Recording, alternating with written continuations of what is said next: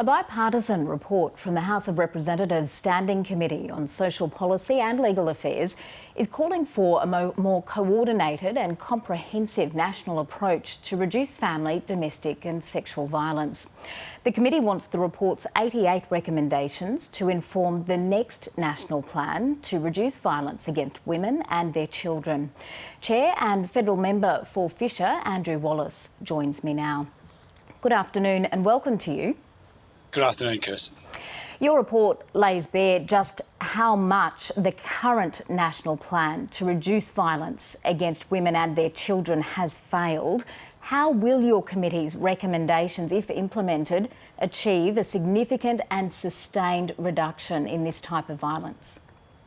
Well, Kirsten, the existing national plan had some good aspects about it, but certainly there were some shortcomings.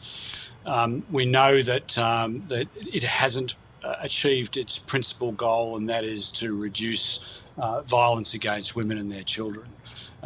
We know that every 8 days a woman is killed at the hands of her partner or former partner.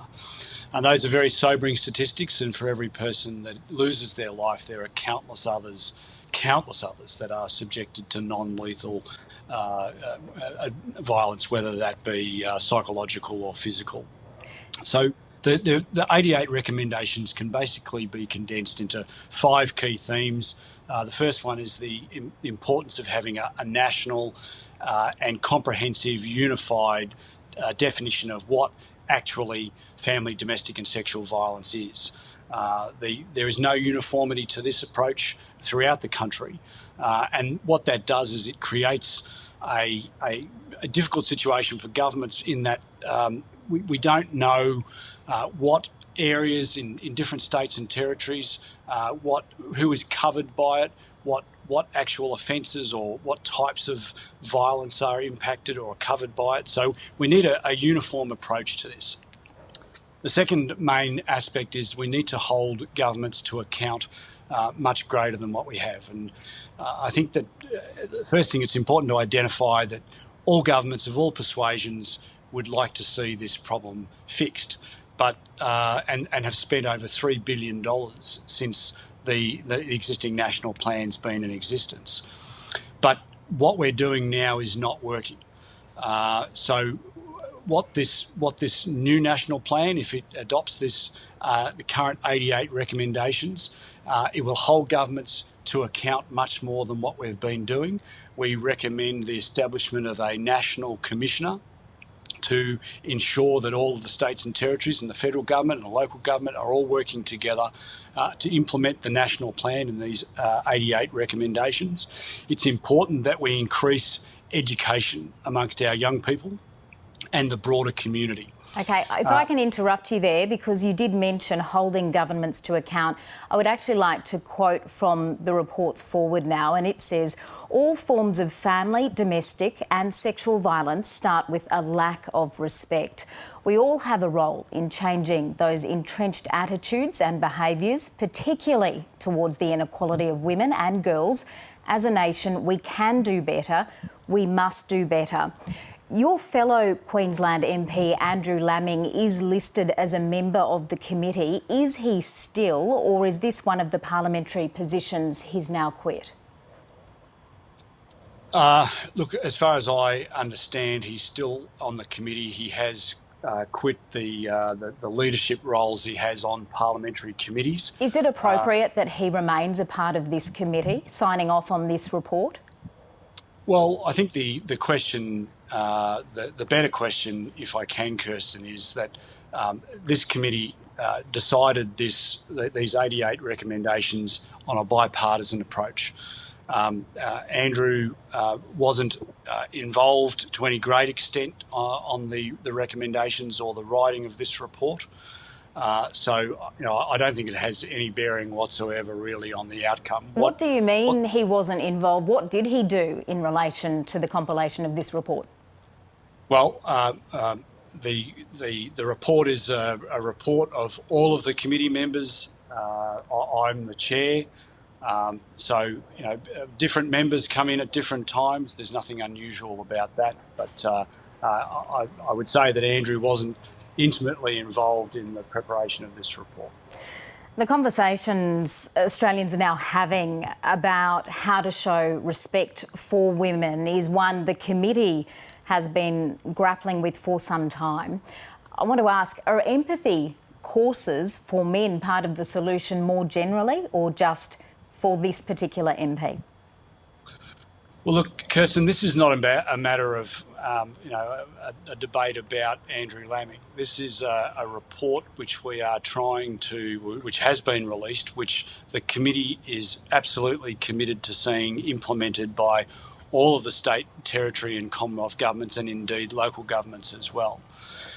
This is not something that simply that governments can fix. This is something that 25 million Australians have a role to play in combating family, domestic and sexual violence. Do you think, though, that this sends the right message at this time that Australia is grappling with the cultural change required to improve respect for women, that an MP who has admittedly fallen short in this area and who has signed off, by all accounts, on these recommendations for this report can continue to be in the Parliament? Andrew Laming has made that call himself. He's made a decision that he's not going to recontest the next election. I can't control what Andrew Laming does. What I'm more interested in talking about is getting this report into the hearts and minds of 25 million Australians. Let's get 25 million Australians talking about the scourge that is family, domestic and sexual violence. Is it more difficult to do that, though, with a confused message from the top? Is it more difficult to do that when Andrew Laming continues as a parliamentary member? Well, there are many challenges that this issue confronts all Australians. As I said, I can't control what Andrew Laming does, but what I can control is talking with good people like yourself, trying to get this message out to as many Australians as I can that enough is enough. We do not want to see a woman dying every 8 days at the hands of her partner and former partner. What we can control is trying to convince governments of all persuasions around the country to adopt these 88 recommendations, which will have a significant impact, I believe, on the rates of domestic, family and sexual violence. Andrew Wallace, you did mention the establishment, one of the recommendations calling for the establishment of a National Commissioner for the Prevention of Family, Domestic and Sexual Violence. What type of benchmarks would you like to see introduced for that position? Well, I think it's important that governments are held to account with quantitative targets. If you don't set targets, then you're never going to hit anything. So I think it's important that the National Commissioner will be working with all of the states and territories and local government, and of course the federal government, to oversee government's responses to the next national plan, with the ultimate goal of driving down the rates of domestic violence in this country. Now, just finally, one of the recommendations recommends that all governments collaborate to provide increased funding for frontline family, domestic and sexual violence services, particularly now during the pandemic. Really interested to know if your committee considered giving domestic violence victims early access to their superannuation. What you think of that particular proposal, which clearly is being talked about at the moment?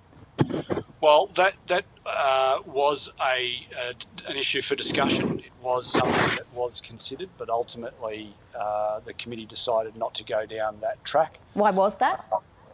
Well, look, these discussions are always had, and first and foremost, the committee, we were very determined to try and get a bipartisan approach.